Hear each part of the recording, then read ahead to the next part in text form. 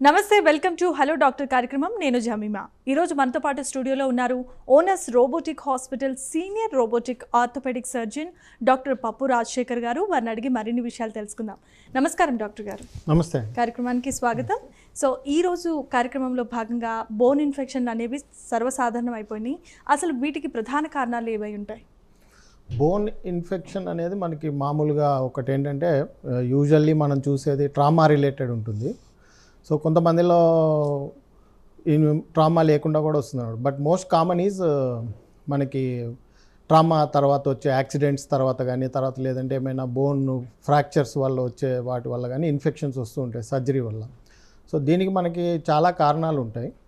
ఒకటేంటంటే మనం చూసుకోవాల్సింది హోస్ట్ ఫ్యాక్టర్స్ అనమాట. అంటే బోన్ ఇన్ఫెక్షన్ ఎవరిలో వస్తుంది అంటే వాళ్ళలో రిస్క్ ఫ్యాక్టర్స్ ఉంటాయి. కొంతమందిలో వాళ్ళు ఒకటేంటంటే ఓల్డ్ ఏజ్ ఎక్కువ ఉండటం వల్ల ఏమవుతుందంటే వాళ్ళకి ఇమ్యూనిటీ అది తగ్గిపోతుంది. రెండోది వచ్చేసి ఏంటంటే వాస్కులారిటీ అనమాట. మనం చూడాల్సింది ఆ ఇంజురీ అయినప్పుడు ఎంత సివియర్గా ఇంజురీ అయింది అన్న దాని మీద మనకి ఆ ఫ్రాక్చర్ అతుకుతుందా లేదా, ఇన్ఫెక్షన్ వస్తుందా లేదా అనేది మనకి ఒక ఐడియా వస్తుంది అనమాట. అంటే ఇప్పుడు ఇంపాక్ట్ ఆఫ్ ఇంజరీ చాలా సివియర్ ఉందనుకోండి, సరౌండింగ్ సాఫ్ట్ టిష్యూ బాగా దెబ్బతిన్నప్పుడు మనకి ఆ ఫ్రాక్చర్ ప్లేస్లోకి మనకి రక్త ప్రసరణ సరిగ్గా జరగదు. రక్త ప్రసరణ సరిగ్గా జరగనప్పుడు ఆ ఫ్రాక్చర్ అతకదనమాట. అలాగే ఆ రక్త ప్రసరణ సరిగ్గా లేని ప్రదేశంలోకి ఒక్కోసారి బ్యాక్టీరియా అవి సర్జరీ చేసినప్పుడు ఏమైనా కంటామినేట్ అయినాయి అనుకోండి, ఓపెన్ వూండ్స్ ఉన్నప్పుడు దానివల్ల మనకి ఇన్ఫెక్షన్ వస్తుంది. రెండోది వచ్చేసి ఇంజురీ అయినప్పుడు మనకి అది ఓపెన్ వూండా క్లోజ్డ్ ఇంజురీ అని ఉంటుంది. ఓపెన్ వూండ్స్లో ఏంటంటే ఇప్పుడు స్కిన్ కట్ అయిపోయి బోన్స్ బయటికి రావడము, చర్మంలోంచి ఎక్స్పోజ్ అవ్వటం, దానివల్ల మనకి ఏంటంటే చుట్టుపక్కల ఉండే మట్టి కానీ తర్వాత ఏమైనా ఇప్పుడు బయట యాక్సిడెంట్ అయినప్పుడు మనకి రోడ్డు మీద ఉండే అన్ని పలు రకాల వ్యర్థాలన్నీ బోన్లోకి వెళ్ళిపోయినప్పుడు బోన్లోకి కానీ బాడీలోకి కానీ వెళ్ళినప్పుడు కంటామినేట్ అయ్యి ఇన్ఫెక్షన్ బాగా సివియర్గా వస్తుంది. ఈ ఇన్ఫెక్షన్స్ అనేవి ఎక్కువ ఏంటంటే రిస్క్ ఎక్కువ ఎవరికి ఉంటుందంటే డయాబెటీస్లో ఎక్కువ ఉంటుంది. డయాబెటిక్ పేషెంట్స్ ఎవరైనా ఉంటే వాళ్ళు సరిగ్గా షుగర్స్ కంట్రోల్ చేసుకోకపోవడము, దానివల్ల ఇన్ఫెక్షన్ రేట్ ఎక్కువ ఉంటుంది. అలాగే severity of injury open wound వల్ల కూడా మనకి ఇన్ఫెక్షన్ వచ్చే ఛాన్స్ ఎక్కువగా ఉంటాయి. ఇవన్నీ కాకుండా నాలుగోది ఏంటంటే మనకి smoking is the most common cause for non unions అనమాట, ఎముకలు అతకపోవడానికి. Yes doctor. అయితే ఇప్పుడు ఎముక ఇన్ఫెక్షన్ యొక్క ప్రారంభ సంకేతాలను ఎవరైనా ఎలా గ్రహించాలి? అంటే ఇప్పుడు ఇన్ఫెక్షన్ వస్తుంది అని తెలియడానికి ఏంటంటే మనకి ఫస్ట్ ఒక ఫ్రాక్చర్ అయినప్పుడు అక్కడ బాగా వాపు వస్తుందన్నమాట, స్వెల్లింగ్. అంటే ఇప్పుడు మీకు ఆపరేషన్ చేశారు లేదంటే కట్టు వేసేటప్పుడు అంతా బాగానే ఉంటుంది. కానీ మీకు ఏమవుతుందంటే విత్ టైము ఒక వారం 10 రోజులైనాకో లేదంటే ఒక 4 రోజులైనాకో మీకు బాగా పెయిన్ వస్తుంటుంది అనమాట. ఆ పెయిన్ ఏంటంటే చాలా ఎక్కువ ఉంటుంది. మీరు ఎటువంటి పెయిన్కి ట్యాబ్లెట్స్ తీసుకున్నా కూడా, నొప్పి తగ్గడానికి ట్యాబ్లెట్స్ తీసుకున్నా కూడా నొప్పి తగ్గకుండా ఇంకా అలానే ఉంటుంది. ఒకటి ఫస్ట్. రెండోది వచ్చేసి స్వెల్లింగ్ బాగా ఉంటుందన్నమాట, ఎక్కువైపోతుంది. మీకు స్టార్టింగ్లో ఉన్న స్వెల్లింగ్ కంటే కూడా ఇప్పుడు ఎక్కువైపోతుంది స్వెల్లింగ్. అదొకటి ఉంటుంది కారణం. ఇంకో వచ్చేసి మనకి స్వెల్లింగ్ ఉన్న ప్లేస్లో చర్మం అంతా ఎర్రగా అయిపోయి రెడ్ కలర్లో వచ్చేసి అక్కడ వేడిగా ఉంటుందన్నమాట. బ్లడ్ సర్క్యులేషన్ అదంతా ఎక్కువైపోయి అక్కడ ఇన్ఫెక్షన్ వల్ల, ఇన్ఫ్లమేషన్ వల్ల ఉంటుంది అక్కడ పెయిన్. తర్వాత వచ్చేసి వేళ్ళు ఏమైనా ఆడిస్తున్నా కూడా మామూలు కంటే కూడా రెగ్యులర్గా ఇంతకుముందు లేని దానికంటే కూడా ఇప్పుడు మనకి చాలా సివియర్ పెయిన్ వస్తుందన్నమాట. సో పేషెంట్కి ఈ కారణాలన్నీ ఉంటాయి అన్నమాట. వాళ్ళకి పెయిన్, స్వెల్లింగు, రెడ్నెస్ ఉంటుంది. తర్వాత ఒక్కోసారి కొంతమందికి ఏంటంటే పోస్ట్ సర్జరీ అయిన తర్వాత మనకి ఆపరేషన్ అయిన వూండ్లో నుంచి ఒక్కోసారి రసిలాగా వస్తుందన్నమాట. ఏమైనా పస్సు కానీ లేదంటే రసి కానీ వస్తూ బయట సెక్రీట్ అవుతూ ఉంటుంది. డ్రెస్సింగ్ సోకేజ్ ఎక్కువ ఉంటుందన్నమాట. సో ఫ్రీక్వెంట్ డ్రెస్సింగ్ చేంజ్ చేయటము అదంతా వస్తుందన్నమాట. Yes doctor. అయితే ఎముకల ఇన్ఫెక్షన్ వచ్చిన తర్వాత దానికి కనుక వెంటనే చికిత్స కనుక స్టార్ట్ చేయకపోతే తర్వాత జరిగే పరిణామాలు ఏ విధంగా ఉండబోతాయి? అంటే దీనికి ట్రీట్మెంట్ చేసే ముందు మనం 2-3 ఫ్యాక్టర్స్ ఒకటి కన్సిడర్ చేయాల్సి వస్తుంది. ఒకటి ఏంటంటే పేషెంట్ ఫ్యాక్టర్స్, డయాబెటీస్, షుగర్ కంట్రోల్లో ఉందో లేదో చూసుకోవాలి ఒకటి ఫస్ట్. రెండోది వచ్చేసి మనకి వూండ్ సర్జరీ అయిపోతే మనం ఐడెంటిఫై చేయాలి, ఆర్గనిజం ఐడెంటిఫై చేయాలి. యూజువల్గా ఏంటంటే మనకి అక్కడ ఏదో ఒక బ్యాక్టీరియా గ్రోత్ ఉంటుంది. ఆ గ్రోత్ కనుక మనం ఐడెంటిఫై చేసి దానికి మనము సరైన యాంటీబయాటిక్ ఇవ్వటం చేస్తే ఇన్ఫెక్షన్ కంట్రోల్లోకి వస్తుంది. తర్వాత షుగర్ కూడా కంట్రోల్లో చేయాలి. ఒకవేళ మనం ఇవన్నీ చేసినా కూడా ఒకసారి మల్టీ డ్రగ్ రెసిస్టెంట్ బ్యాక్టీరియా ఉంటే మనకి ఇవన్నీ చేసినా కూడా ఇన్ఫెక్షన్ ఇంకా ఎక్కువైనప్పుడు ఏమవుతుందంటే ఫ్రాక్చర్ అతకపోవడము, తర్వాత ఇంప్లాంట్ ఫెయిల్యూర్ అవటం జరుగుతుంది. Right doctor. అయితే ఎముక ఇన్ఫెక్షన్లు వచ్చిన తర్వాత దానిని నిర్ధారించడానికి ఏ రకమైనటువంటి పద్ధతులు ఉపయోగించబడతాయి? ఎముకలో ఇన్ఫెక్షన్ వచ్చినప్పుడు మనకి రెగ్యులర్గా ఏంటంటే lab test, first basic lab test చేస్తాం. దాంట్లో ఏంటంటే కంప్లీట్ బ్లడ్ పిక్చర్ అని చేస్తాం. కంప్లీట్ బ్లడ్ పిక్చర్ మనకి టోటల్ ల్యూకోసైట్ కౌంట్ ఎంత ఎలివేటెడ్ ఉంది, ఎంత పెరిగినాయి, ఇప్పుడు మనకు సర్జరీ చేసినప్పటికి ఇప్పటికి ఎంత పెరిగింది అనేది మనం కంపేర్ చేస్తాం ఒకటి. రెండోది వచ్చేసి మనకి హీమోగ్లోబిన్ సేమ్ ఉందా తగ్గిందా. కొంతమందిలో ఏంటంటే హీమోగ్లోబిన్ తగ్గడం వల్ల కూడా ఆక్సిజనేషన్ తగ్గిపోతుంది బాడీకి, ఫ్రాక్చర్లో కానీ బాడీలో కానీ తగ్గిపోతుంది. దానివల్ల కూడా ఇన్ఫెక్షన్ రిస్క్ పెరిగే ఛాన్స్ ఎక్కువ ఉంటాయి. మూడోది వచ్చేసి మనం చూసుకోవాల్సింది ఏంటంటే ఇంకా ఎక్స్రే ఒకటి తీసి చూస్తాం. ఎక్స్రేలో ఏమైనా మనం చేసిన సర్జరీ ఫస్ట్ ఎక్స్రేకి ఈ ఎక్స్రేస్ కంపేర్ చేయాలి. ఏంటంటే ఇన్ఫెక్షన్ ఉన్నప్పుడు మనకి ఇంప్లాంట్ లూజ్ అయిపోతుంది అనమాట, ఇంప్లాంట్ ఫెయిల్యూర్ అవుతూ ఉంటుంది. స్క్రూ చుట్టూతో బోన్ సాంద్రత తగ్గిపోయి ఆ స్క్రూస్ లూజ్ అయిపోయి ఇంప్లాంట్ కదిలిపోవటం అట్లా అవుతుంది. మూడోది వచ్చేసి ఇంకా వాళ్ళకి పస్ రావటం అది జరుగుతుంది వూండ్లోంచి. Yes doctor. అయితే ఎముకల ఇన్ఫెక్షన్ల ట్రీట్మెంట్లో సాంకేతిక పురోగతి అంటే ఏంటి? సాంకేతిక పురోగతి అంటే ఇప్పుడు మనకి కొత్తగా వచ్చినవి ఏంటంటే చాలా టెక్నిక్స్ వస్తున్నాయి. ఇన్ఫెక్షన్ అనేది ఏంటంటే అది తగ్గాలి అంటే మనకి mainly depends on host and antibiotic resistance మీద ఆధారపడి ఉంటుందని. మనం పెట్టే యాంటీబయాటిక్స్కి బాడీ ఒకవేళ ఆర్గనిజం కనుక మనము ఓవర్కమ్ చేయగలిగితే, దాన్ని ట్రీట్ చేయగలిగితే, ఇన్ఫెక్షన్ తగ్గిస్తే బోన్లో ఇన్ఫెక్షన్ తగ్గిపోయి ఫ్రాక్చర్ యునైట్ అవుతుందన్నమాట. కానీ మనకి చాలా టైంలో ఏమవుతుందంటే, చాలా సమయాల్లో ఏమవుతుంది అంటే మనకి ఆ ఇన్ఫెక్షన్ రావటం వల్ల ఆ బోన్ పీసెస్ ఉంటాయి కదా, ఒకసారి చాలా కమ్యూనిటెడ్ పీసెస్ ఉంటాయి కొన్నిసార్లు. ఆ బోన్ యొక్క చాలా ముక్కల్లో ఏంటంటే బ్లడ్ సర్క్యులేషన్ వెళ్ళక అవన్నీ డెడ్ అయిపోతాయి అనమాట. దాన్ని సెక్వెస్ట్రమ్ అంటాం అనమాట.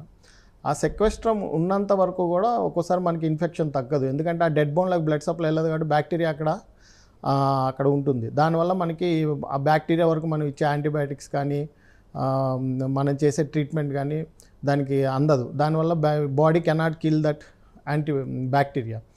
సో దానివల్ల మనం ఏం చేయాలంటే కంపల్సరీగా మనం surgery is the only option to treat infection. So we have to దాన్ని ఓపెన్ చేసి ఊండు పాత ఇంప్లాంట్ తీసేయాలి.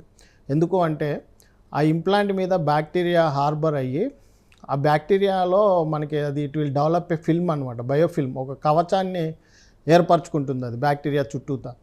దానివల్ల ఏమవుతుందంటే బయోఫిల్మ్ అంటారు దాన్ని. ఆ బయోఫిల్మ్ ఫామ్ అవటం వల్ల యాంటీబయాటిక్స్ మనం ఎంత ఇచ్చినా కూడా బ్యాక్టీరియా దాకా చెందకపోవటము, దానివల్ల అది ఇంకోటి ఆ బయోఫిల్మ్ వల్ల ఏం చేస్తుంది అంటే అది bacteria it will develop resistance అనమాట దానికి. సో మనం ఏ యాంటీబయాటిక్ ఇచ్చినా కూడా దానికి పని చేయదు.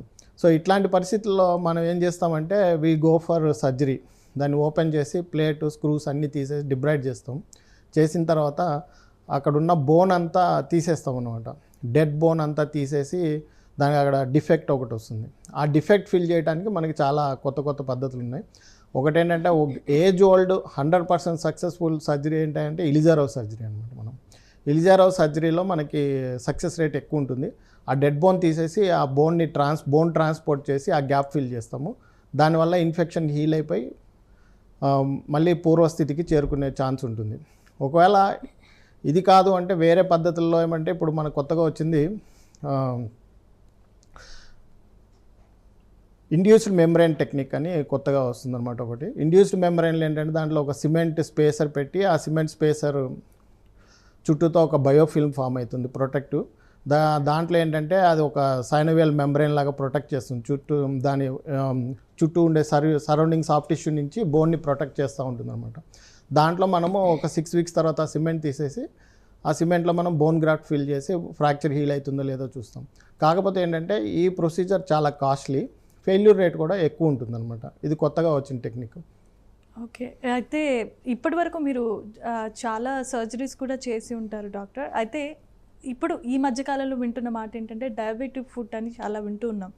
కానీ అది డయాబెటిక్ వచ్చిన వాళ్ళకి ఎందుకు ఎక్కువ శాతం వచ్చే అవకాశం, డయాబెటిక్ ఫుడ్ అనేది వచ్చే అవకాశం ఎందుకు ఎక్కువ? డయాబెటిక్ ఫుడ్ వల్ల వచ్చే ప్రాబ్లమ్స్ ఏంటి అంటే వాళ్ళకి షుగర్స్ కంట్రోల్లో ఉండవు ఒకటి ఫస్ట్. రెండోది వచ్చేసి ఏంటంటే వాళ్ళకి సెన్సేషన్ ఉండదు అనమాట ఫుడ్లో. ఆ సెన్సేషన్ లేకపోవడం వల్ల వాళ్ళు నడిచినప్పుడు వాళ్ళకి ఇంజురీ అయినది కానీ, లేదంటే ఏమైనా అక్కడ ఒక్కోసారి మనకి రోడ్డు మీద నడిచేటప్పుడు ఏమైనా మొలలు, అలా ఐరన్ మొలలు కానీ, లేదంటే ఏమైనా రాళ్ళు కానీ లోపలికి గుచ్చుకున్నప్పుడు అక్కడ వూండ్ అయినప్పుడు వాళ్ళకి తెలియదు, అది స్పర్శ లేక. సో వాళ్ళు ఏం చేస్తారు, ఆ ఫుట్ ఇన్స్పెక్షన్ చేసుకోకుండా రోజు అలాగే నడుస్తూ ఉండటం వల్ల, దాన్ని సరిగ్గా ప్రొటెక్ట్ చేయకపోవడం వల్ల ఏమవుతుందంటే లోపలికి బ్యాక్టీరియా అదంతా చేరిపోయి ఇన్ఫెక్షన్ తగ్గదనమాట. సో ఇన్ఫెక్షన్ ఎందుకు తగ్గదు వీళ్ళలో అంటే, వీళ్ళందరిలో కూడా 2 ప్రాబ్లమ్స్ ఉంటాయి. డయాబెటిక్ న్యూరోపతి ఉంటుంది, డయాబెటిక్ వాస్కులోపతి ఉంటుంది. డయాబెటిక్ వాస్కులోపతిలో ఏంటంటే both micro and micro vascular problems ఉంటాయి. అంటే వీళ్ళకి ఎథెరోస్క్లెరోసిస్ ఉండి బ్లడ్ సప్లై సరిగ్గా కాదనమాట అవయవానికి, కాలికి. సో అది కాకుండా ఇంకోటి అంటే మైక్రో వాస్కులర్ ఉంటుంది. సో మనకుండే చిన్న చిన్న రక్తనాళాలు కూడా అన్నీ మూసుకుపోయి బ్లడ్ వెళ్ళదనమాట. దానివల్ల ఏమవుతుంది, టిష్యూ నెక్రోస్ అయిపోతుంది. టిష్యూ నెక్రోస్ అయినప్పుడు ఆ ఏరియాలోకి బ్లడ్ సప్లై లేక ఈ బ్యాక్టీరియాకి ఇది ఒక మీడియం లాగా ఉంటుందన్నమాట టు గ్రో. సో ఇన్ఫెక్షన్ ఇంకా ఎక్కువైపోయి వాళ్ళ కాళ్ళు నల్లగా అయిపోయి, so they will go to the amputation అనమాట. ఎస్ డాక్టర్, అయితే ఈ డయాబెటిక్ ఫుడ్ని ఎలా మనం గుర్తించాలి, వాటి యొక్క లక్షణాలు ఏ విధంగా ఉంటాయి? డయాబెటిక్ ఫుడ్ గుర్తించాలి అంటే ఫస్ట్ మనం డైలీ ఇంట్లో ఫుడ్ ఇన్స్పెక్షన్ చేసుకుంటూ ఉండాలి. డయాబెటీస్ ఉన్నవాళ్ళు రోజు ఏమైనా వాళ్ళకి ఏమైనా పుండ్లు ఉన్నాయా, కాళ్ళు పాదాల కింద సోల్లో ఉంటాయి అనమాట, అవి మనకు కనపడవు, మనం చూసుకోవాలి. లేదంటే మన ఇంట్లో ఎవరికైనా చూపిస్తూ ఉండాలి, ఫస్ట్ థింగ్. రెండోది వచ్చేసి షుగర్స్ కంట్రోల్లో పెట్టుకోవాలి. దాన్ని జాగ్రత్తగా షుగర్స్ కంట్రోల్లో పెట్టుకుంటే ఇన్ఫెక్షన్ కూడా కంట్రోల్లో ఉంటుందండి. మూడోది ఏంటంటే మనకి ఏమైనా వాస్కులారిటీ ప్రాబ్లమ్స్ ఉన్నప్పుడు దానికి వాస్కులర్ సర్జన్ ద్వారా మనము వాస్కులర్ పెంపొందించడానికి ట్రై చేయొచ్చు. దానికి స్టంట్స్ అవి వేస్తారు వాళ్ళు. ఒకవేళ అవి వేసినా కూడా తగ్గట్లేదు అంటే మేము ఆర్థోపెడిక్ సర్జన్స్ కొన్ని ప్రొసీజర్స్ చేస్తాము. చేసిన తర్వాత బ్లడ్ సర్క్యులేషన్ ఇంప్రూవ్ అయ్యే కాల్లో వూండ్ హీల్ అవుతుంది అనమాట వాళ్ళకి. So we can avoid amputation also, ఈ బ్లడ్ సర్క్యులేషన్ పెరగటం వల్ల. ఎస్, అయితే డాక్టర్ ఇప్పుడు డయాబెటిక్ ఫుడ్ వచ్చిన వాళ్ళకి పాదరక్షల అంటే వాటి తర్వాత జరిగే పరిణామాల వల్ల వచ్చే అల్సర్లు కానీ, ఇన్ఫెక్షన్స్ కానీ, వాటన్నిటిని నివారించడంలో పాదరక్షల యొక్క పాత్ర ఏ విధంగా ఉండబోతోంది? వాళ్ళకి డయాబెటిక్ న్యూరోపతిను ప్లస్ వాస్కులర్ ప్రాబ్లమ్స్ ఉండటం వల్ల ఏంటంటే వాళ్ళకి హార్డ్ చెప్పులు ఉంటాయి కదా, గట్టిగా ఉండే చెప్పులు వేసుకోవడం వల్ల ఏంటంటే వాళ్ళకి బ్లిస్టర్స్ అవి ఫామ్ అయ్యి దే లీడ్ ఇంటూ సివియర్ ఇన్ఫెక్షన్లోకి వెళ్తుంది అనమాట. కాబట్టి వాళ్ళు డయాబెటిక్ ఫుట్వేర్ స్పెసిఫిక్గా ఉంటుంది, కొంచెం సాఫ్ట్గా ఉన్నది వాడాలి. వాళ్ళు వాడటం వల్ల ఏమవుతుందంటే వాళ్ళకి కొంచెం అల్సర్స్ రాకుండా ఉంటాయి. అట్లాగే ప్యాడింగ్ చేస్తూ ఉండాలి, ప్రెషర్స్ రాకుండా ఉండాలి. వాళ్ళు నడిచే వాళ్ళకి డయాబెటిక్ ఫుడ్ డిఫార్మిటీస్ వస్తాయి వాళ్ళకి. సో దానివల్ల ఏమవుతుందంటే కొన్ని చోట్ల అనీవన్ ప్రెషర్ వస్తుందన్నమాట ఫుట్లో. ఆ ప్రెషర్ వచ్చే ఫుట్ ఏరియాస్లో మనం ఏం చేస్తామంటే కొంచెం స్పెసిఫైడ్ ఫుట్వేర్ ఇస్తాం.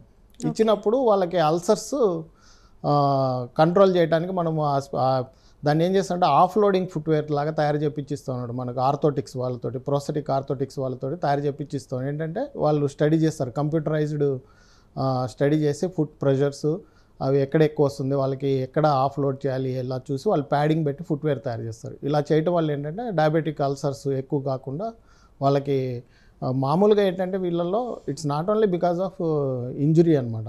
వాళ్ళకి రోడ్డు మీద వెళ్ళేటప్పుడు దెబ్బలు తగలటం వల్లే కాకుండా వాళ్ళకి మామూలుగా ఈ చెప్పుల వల్ల కూడా ఈ అనీవన్ ప్రెషర్స్, ఈ గట్టిగా ఉండే చెప్పులు వాడటం వల్ల కూడా వాళ్ళకి ప్రెషర్ సోర్స్ వచ్చి అల్సర్స్ ఎక్కువైపోయి వాళ్ళకి తగ్గకుండా ఎక్కువ కాలం పడుతుంది. దీనివల్ల మనం ఇట్లాంటి ఫుట్వేర్ ఇవ్వటం వల్ల వాళ్ళకి ఇవన్నీ మనం అవాయిడ్ చేయొచ్చు అనమాట. ఎస్ డాక్టర్, అంటే ఇంకా ఈ స్లిప్పర్స్ అవన్నీ కూడా మీరు ప్రొవైడ్ చేస్తారు వాళ్ళకి? అంటే మా దగ్గర ఆర్థోటిక్స్ టీమ్ ఉంటుంది, వాళ్ళకి మనము చెప్తే వాళ్ళకి చెప్తే వాళ్ళు కంప్యూటరైజ్డ్ స్టడీ చేసి సపరేట్ ఫుట్వేర్ తయారు చేసి ఇస్తారు వాళ్ళకి. ఎస్, అయితే ఈ డయాబెటిక్ ఫుడ్ నిర్వహణలో మల్టీ డిసిప్లినరీ కేర్ పాత్ర ఏ విధంగా ఉంటుంది? ఇది మల్టీ డిసిప్లినరీ ఉంటుంది. దీంట్లో ఏంటంటే ఒకటి ఫిజిషియన్ ఇన్వాల్వ్మెంట్ ఉండాలి మన షుగర్స్ కంట్రోల్ చేయడానికి. సపోజ్ మనకి ఏమైనా వాస్కులర్ ప్రొసీజర్స్ ఏమైనా చేయాలంటే వాస్కులర్ సర్జన్స్ కూడా ఇన్వాల్వ్ చేస్తాము ఒక్కోసారి.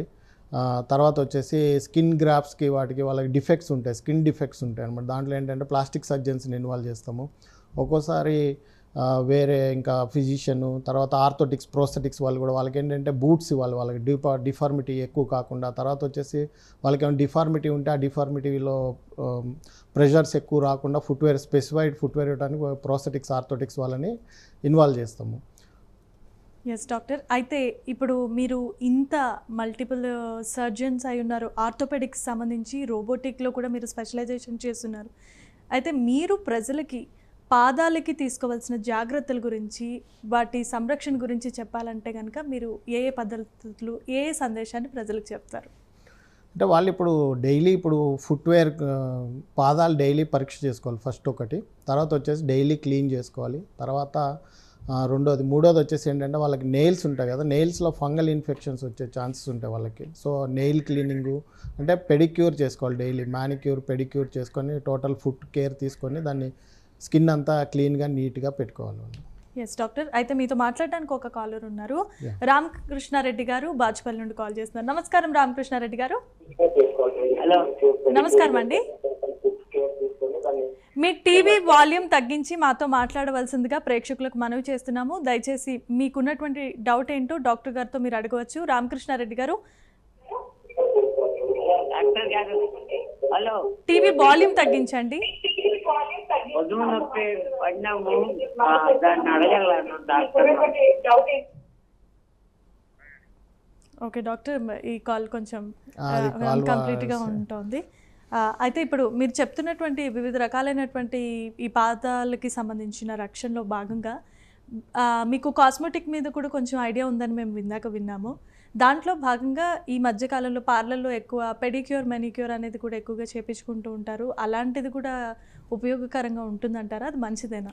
అంటే అది వాళ్ళు డయాబెటిక్ ఫుట్ క్లీనింగ్ వరకు అంతే, కానీ దానికి మనకేం ఉపయోగం ఉండదు. ఓకే. సో మీరు ఈ స్పెషలైజేషన్లో ఎన్ని ఇయర్స్ ఎక్స్పీరియన్స్ మీకు ఉంది? 20 years ఎక్స్పీరియన్స్. 20 years ఎక్స్పీరియన్స్ ఉంది. సో వివిధ రకాలైనటువంటి హాస్పిటల్ కూడా మీరు ఆర్గనైజ్ చేశారు. ఎలాంటి రకాలైనటువంటి పేషెంట్స్ వస్తూ ఉంటారు డాక్టర్ మీ దగ్గర? నాకు ఎక్కువగా నేను హ్యాండిల్ చేసేది ఎక్కువగా అంతా ఇన్ఫెక్షన్స్ అండి. బోన్ ఫ్రాక్చర్స్ అయినాక ఒకటి నాన్ యూనియన్స్ ఒకటి హ్యాండిల్ చేస్తాను. రెండోది వచ్చేసి ఇన్ఫెక్షన్స్ అనమాట. ఇన్ఫెక్టెడ్ నాన్ యూనియన్స్లో నేను ఎక్స్పర్ట్ అనమాట. అట్లనే డయాబెటిక్ ఫుట్ కూడా చేస్తూ ఉంటాను నేను. దీంట్లో ఏంటంటే డయాబెటిక్ ఫుట్లో మనది లింబ్ సాల్వేజ్ సర్జరీస్ చేస్తుంటాము. వాళ్ళకి ఇన్ఫెక్షన్ హీల్ కాకుండా, అల్సర్స్ హీల్ కాకుండా, డిఫార్మిటీస్ ఉన్నప్పుడు దానికి మనం ఇలిజారో సర్జరీ చేసి వాటిని వాస్కులారిటీ పెంచి వూండ్ హీల్ అయ్యేటట్టు మనం హెల్ప్ చేస్తాం పేషెంట్స్కి. అట్లాగే డిఫార్మిటీస్ కూడా కరెక్ట్ చేపించి పేషెంట్కి మళ్ళీ వాళ్ళ నడవటానికి హెల్ప్ చేస్తాం అన్నమాట. ఎస్ డాక్టర్, అయితే ఈ డయాబెటిక్ ఫుడ్ గురించి కానీ లేదంటే ఫుడ్ కేర్కి సంబంధించి కానీ మిమ్మల్ని సంప్రదించాలంటే పేషెంట్స్ ఎలా సంప్రదించాలి? నన్ను సంప్రదించాలంటే అక్కడ మనకి స్క్రీన్ మీద కనపడుతున్నాయి కదా, ఓనస్ రోబోటిక్ హాస్పిటల్స్ నెంబర్కి కాల్ చేసి మనం అపాయింట్మెంట్ తీసుకుంటే సరిపోతుంది. నేను daily I'm available daily there from 9 to 6 o'clock ఉంటాను నేను అక్కడ. So they can come to there any time between these times. Okay doctor, so మీరు పేషెంట్స్ని ట్రీట్ చేసేటప్పుడు చాలా రకాలైనటువంటి పేషెంట్స్ వస్తారు కదా, మీరు వాళ్ళని ఎలా కన్సల్ట్ చేస్తూ ఉంటారు? అంటే ఇక పేషెంట్ వచ్చినప్పుడు అంటే ఇప్పుడు ఇన్ఫెక్షన్ ఉంటే ఒకలాగా హ్యాండిల్ చేస్తాము, ఇన్ఫెక్షన్ లేకుండా నాన్ యూనియన్ ఉంటే వాటికి బోన్ గ్రాఫ్ట్ అని చేస్తాము. సో ఒకవేళ ఇన్ఫెక్షన్స్ ఉంటే వాళ్ళకి ఇలిజారో సర్జరీస్ చేస్తాం అనమాట. ఎస్ డాక్టర్, మరో కాలర్ కూడా ఉన్నారు, కాల్ తీసుకుందాము. పద్మ గారు హైదరాబాద్ నుండి కాల్ చేస్తున్నారు. నమస్కారం పద్మ గారు. డాక్టర్ గారితో మాట్లాడాలమ్మా ప్లీజ్. ఎస్ పద్మ గారు చెప్పండి. హలో సార్, నేను నా వయసు 63 సంవత్సరాలండి. 30 ఏళ్లుగా డయాబెటిక్. లాస్ట్ ఇయర్ కింద పడ్డాను. కింద పడితే మోకాలు పటైలార్ ఫ్రాక్చర్ అయ్యింది. దానికేమో సర్జరీ చేశారు. ఇప్పుడు నేను మళ్ళీ అది తీయించుకోవాలా అండి? స్క్రూస్ వేశారు. అది స్క్రూస్ వేస్తే మీకు ఇబ్బంది ఉంటే తీయాలండి అవి స్క్రూస్. ఇబ్బంది ఏం లేదండి. 1 year 4 months అయింది. నార్మల్ గా నడుస్తున్నా, కూర్చుంటున్నా, చేస్తున్నా, అంతా నార్మల్ గా ఉంది.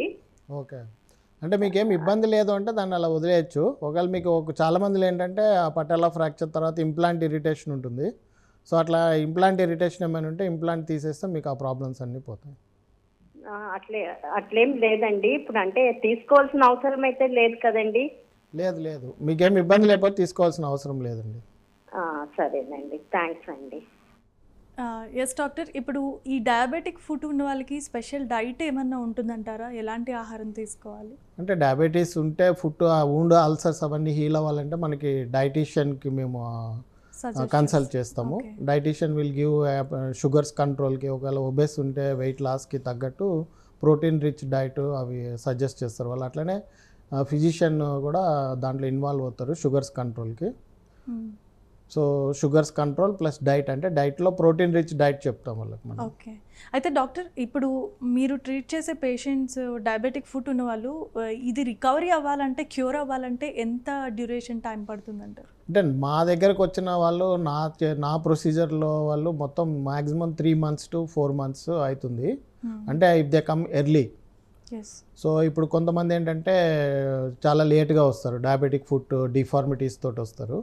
ఆ డిఫార్మిటీస్ అవన్నీ కరెక్ట్ చేసి వాళ్ళని మామూలుగా చేయాలి అంటే it takes long time, sometimes 1 year కూడా పడుతుంది అనమాట. బట్ అల్సర్ అవి హీల్ అవటం మాత్రం 2-3 monthsలో హీల్ అయిపోతుంది. వూండ్ అదంతా అదంతా అయిపోతుంది, వూండ్ హీల్.